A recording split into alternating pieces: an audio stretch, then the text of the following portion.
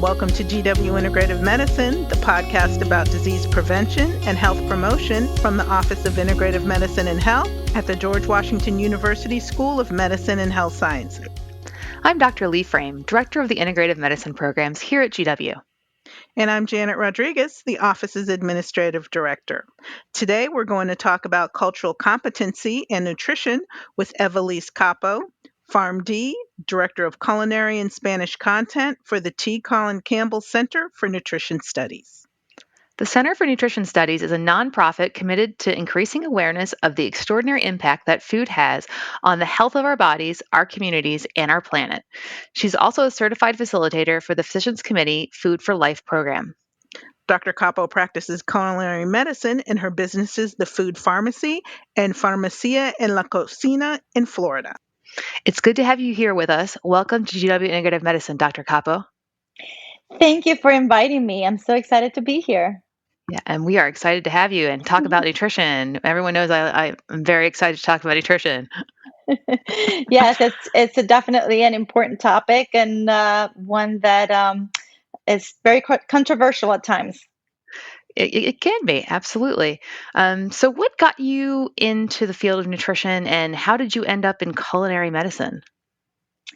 Well, I was working as a pharmacist in long-term care, in a long-term care pharmacy. And, right after hours of reviewing medication profiles, I kept thinking, there has to be a better way. I can do so much more to help these patients. I didn't want to be part of the problem anymore. I wanted to be an agent of change. And this happened, to give you a little background, after about a year into my plant-based journey. I had changed my eating habits right after having my second child and going through a very unhealthy pregnancy. I started to research about the link between nutrition and disease and felt very conflicted about my role. What I thought about was healthcare, but was actually sick care. And I felt I needed to change, and I was searching for my tribe for answers. Yeah, that makes sense. And I think a lot of people that come on our podcast from various different backgrounds, that's sort of what happens is they realize that the traditional model of healthcare is exactly what you said. It's sick care. It's not about health and wellness, and we need to expand it to include health and wellness. Absolutely. Yeah. And, after going through years of training and studying, you feel like in limbo sometimes, like, what do I do now? How can I can't, go back and start again. So like, what do I do with the knowledge that I have, with the experience? And so that's how I found Physicians Committee for Responsible Medicine. And I applied to become, one of their Food for Life instructors. And I was searching for so many leaders in the plant-based community and offering to translate their materials, and I just wanted to help in some way. Mm-hmm. Well, I'm glad you bring that up because that's one of the things that I really want to talk to you about, because I think we've talked about nutrition before in this podcast, but we don't always talk about the issue of cultural competency and how do you communicate with various different cultures. And that's something that you're clearly focusing on. So if you could tell us a little bit about why you combine culinary medicine with cultural competency and how you do that. Sure. So, culinary medicine is evidence-based. It's not just about cooking flavorful meals, but really targeting the root of disease and how we can prevent and reverse these conditions with food, with nutrition, and also lifestyle. And I am Puerto Rican. I grew up in Puerto Rico, and I'm very aware of my culture and how different cultures see things in different ways. And I think sometimes, for a lot of people, Latinos, it could be like a homogeneous block, and we have to chip away from that. So, even within a certain culture, there's so many different practices, different cuisine.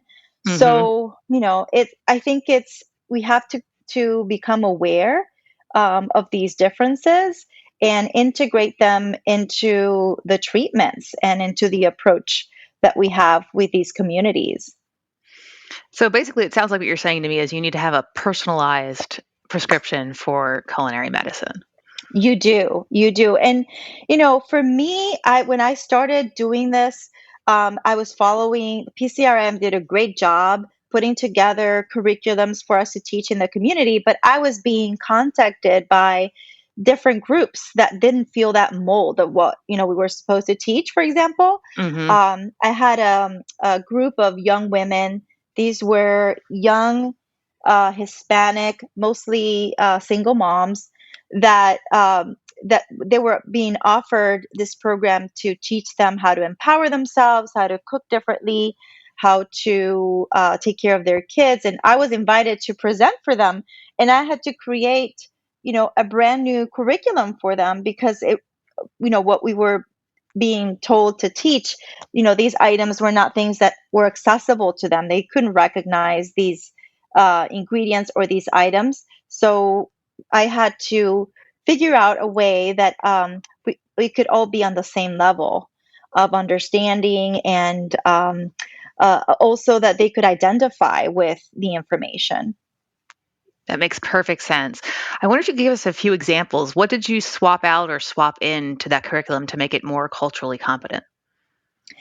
So, for instance, a lot of the Latino cuisine, the base of it, we use a lot of beans Hmm. and corn, some vegetables that might not be, a lot of people might not be familiar, like root vegetables like yuca and malanga, which are super flavorful. We're lucky here in Florida where I live, we have access to a lot of these items. So just showing them how to prepare these foods with no oil, so Mm. instead of frying, we're baking, and using the spices to give it character, and using our turmeric instead of the annatto with oil, for instance, to cook Hmm. the rice, showing them that you can make these meals, for your little ones. You don't have to make a different meal for kids than you do adults, and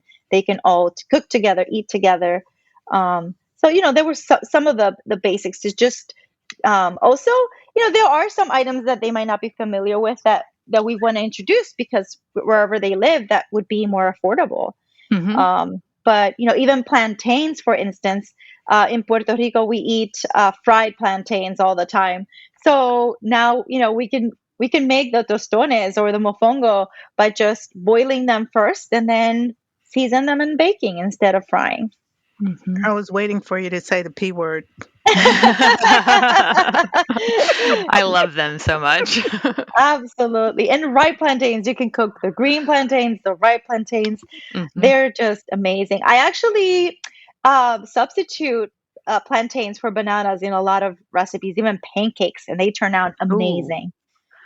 that sounds delicious. And plantains, as many will probably realize, are an excellent source of fiber and particularly resistant starch, which we all know the gut Absolutely. microbiome loves. So It another does. reason to eat plantains. Yes, yes. And they're we can even grow them. You can grow the plants. So, depending on how where you live, obviously, but Mhm. it's something that a lot of people might not be familiar with. They just see the ones in the bags in the frozen section. They're like, "What is that?" Mhm. But it's super easy to prepare. Excellent. You also brought up another topic about making a family meal, sitting down at the table, and having it be for everyone. So you don't have a separate meal for the kids. And I think that's maybe something that's somewhat unique to the United States in that we have this idea of the kids' meal or the Right. kids' menu, and that they can't eat the same thing as adults. And I wonder how you've dealt with that. Yes. So, I have four kids, and my oldest, I would say, unfortunately, we didn't know any of this information when he was a toddler, when he was growing up. So he had to kind of learn along the way. But with our daughters, ever since they were little, we would introduce them to our different fruits and vegetables, and have them feed themselves, get dirty. Mm, And the more you expose children to different spices and flavors and a variety of foods, the better they will be down the road. They're going to be interested in all of these things. And sometimes the first time they try it, they might not be too crazy about it. But right. if you keep exposing them to these healthy meals and this is what you have available, they won't go hungry. They will eventually eat them and incorporate them into into their diet. So what we would do when we had little ones, we would put, like, if we made lentil soup, put everything in a blender when they're starting to chew, and little bits and pieces of food, and cook with the spices, but not adding lots of salt or sugar or anything like that. So just keep the meals pretty simple for everybody. But in some countries they learn to eat spicy when they're really young, so it's just a matter of practice and just exposure. I can't say that enough. And also involvement. So you got to have the kids be part of the whole process, from exposing them to nature and plants and where all these foods come from, growing a garden, to choosing to going to the store and buying the items together, showing them like what a pineapple looks like, a mango, what are these foods, and like talking about what you're going to prepare, having them pick and choose recipes that we're going to cook together. So it's all part of the process. I think kids have to be invested, and if they grow it, if they cook it, they will eat it. That is so true. And I think that's something that people are starting to rediscover is both the joy of growing your own food and getting the family involved, but also how much more affordable it can be. And that you don't need like an acre of land to do it, right? You could do this in containers and you're in, right next to your Absolutely. stoop in the middle of the city. Yes, yes. We have a great article at the center, how to grow your little square garden with minimal soil, with, minimal space. So you'll only need to really want to do it. And there are things such as sprouts that you can grow at home very easily and incorporate them into your diet. There's greens in the sprouts. Yeah. So, Yeah, that's a great one. One of my mentors from Johns Hopkins, Jed Fahey, is also known as the broccoli sprouts man. And he is one of the yeah, pioneers in studying the anti-cancer benefits of broccoli sprouts. And they're 100 times more powerful than broccoli itself. So there's actually absolutely. more Yeah. benefits to eating the sprouts, and they're easier to grow than broccoli. They are, yes, and you can get so much more in there.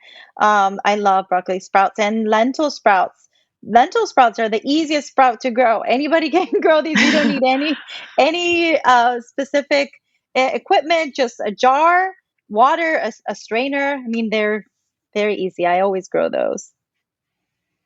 Excellent tip. So, one of the questions that we've been asking folks since we began quarantining last year was, what do you think people should have in their pantry right now? Ooh, what do I think people should have in their pantry? Well, definitely staples such as beans, dry grains, different grains. So quinoa, rice, oats. Just those are like basic staples you need for almost every day, cooking different meals.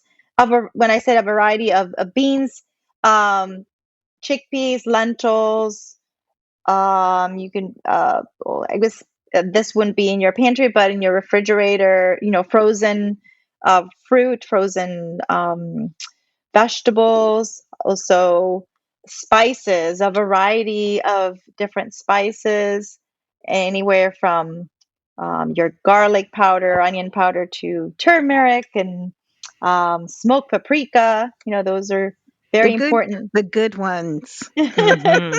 Yes, I'm into cloves and cinnamon. Love to add them to my sweet dishes or my tea. So I do a lot of those, and fresh herbs. Those are so important. People think of them And as easy just to like grow. easy to grow, and and you think of them as a green, not only as a little garnish. It should Yes. be part of, like, your main meal. I eat cilantro like there's no tomorrow. Yeah, I was gonna say, I feel like other cultures, like the non-standard American cultures, are much better at that, in terms of having like tabbouleh has tons of parsley in it, and cilantro is in almost everything in a lot of the Latino cultures. But in the States, we're kind of, I don't know, a little shy with our herbs. Yes. Yes, and variety, diversity is important for our gut microbiome, and we really want to try to have at least 30 different foods in our diet per 30 week. different plants, right? 30 different plants. Yes, plant-based foods. So, write them down and see how you're doing. Kind of assess how your diet is throughout the week by writing it down. We forget from one day to another, but if you write it down, you're like, oh, how much am I eating? Enough greens? Am I eating enough spices and herbs? And ginger is another one that's I always add to my recipes. And sometimes you don't think of adding it, but once you add that hint of flavor to your salad, or it could be even with fruit, like a fruit salad with Hmm. ginger and lime, takes it to another level for sure. That sounds delicious. And I just want to make a note for all of those out there who are not familiar that that number 30 that you said is not just something you pulled out of the air. It's actually based on research done from the America Gut Project. So Yes. that is a well-researched number, and it seems to be pretty clear, at least from that one study that they did, that the 30 is the cut point. So get your variety of plants. Yes, very important.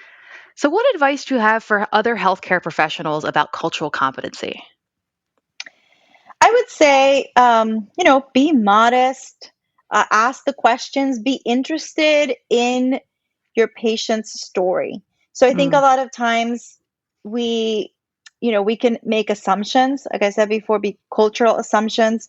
And even within one culture, two neighbors, they could have different ways how they go about their meals. Do they eat together? Do they set the table? What's in their kitchen? Um, do they both work full time? Like, who takes care of the kids? Do the kids eat with you? So, culture gives us a framework on what to how to establish the questions and the treatment, but we really need to have that curiosity about this individual case in front of us, and also, how does this relate to their personal experience? So I think it's important that we identify, with our own culture, and understand that all these differences um, are part of being part of the society, and how you feel about your place in society also can impact your health. And so, a positive attitude towards all of these differences and a readiness to accept those differences is important. Oh, that's fantastic. And I think that hits very nicely with the integrative medicine approach, and it's all about the patient-provider relationship and really forming a partnership. So you can make that personalized plan that will work for them, their lifestyle, their whole family. Um, we always say, if you come up with a great plan and you give it to them, but it's not something that their family will buy into, then there's no point because they're not going to do it. It's not sustainable. Yes, no, absolutely. Well, thank you for that. I also know that you're presenting at the International Conference on Nutrition and Medicine. Can you give us a brief preview of your talk? Yes. So, I'm going to quote Dr. Campbell on this. A good diet is the most powerful weapon we have against disease and sickness.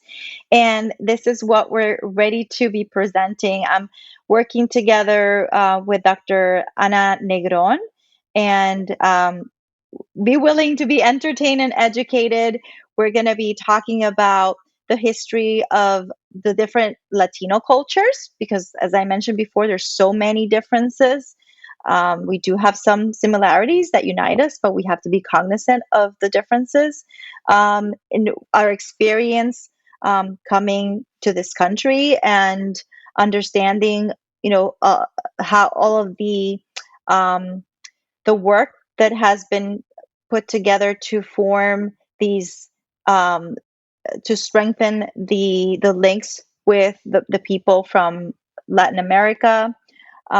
We wake up every morning with lots of enthusiasm and curiosity and so inspired to create change. So we're going to share some of the projects that we're working on, and the opportunities that we have been given. We are currently living in a pandemic and so many negative things that have happened, throughout this experience.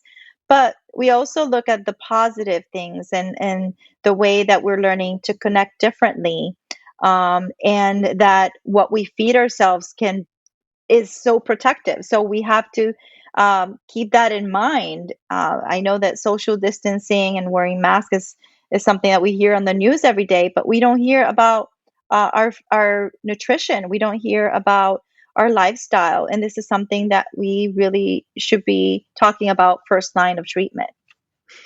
Absolutely. Nutrition is foundational. You can't get past that. There's nothing to substitute for that. Absolutely. Well, I am really Yeah. looking forward to hearing your talk, and I'm looking forward to attending the conference, which, for those of you who don't know, it's July 15th through July 17th, 2021. And you can sign up now at pcrm.org/ICNM. That's ICNM. And we'll have all that in the show notes. But it's 3 days with 30 of the leading nutrition experts, including Dr. Capó.